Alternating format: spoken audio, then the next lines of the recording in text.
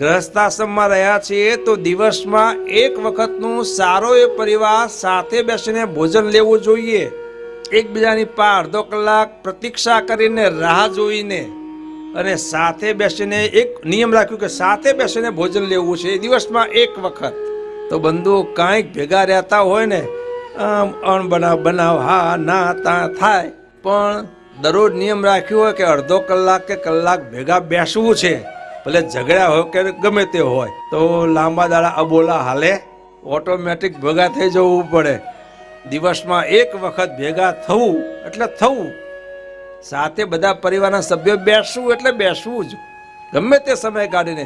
જેમ બીજો સમય કાઢીએ છીએ બધા માટેનો, એમ આ પણ નિયમ કે આટલો અડધો કલાક પરિવારના સર્વ સભ્યો સાથે બેસી ભોજન લેવાનું છે આપણે. આ નિયમ જોજો, પરિવાર ઘણો એકદમ સ્મૂથ ચાલશે.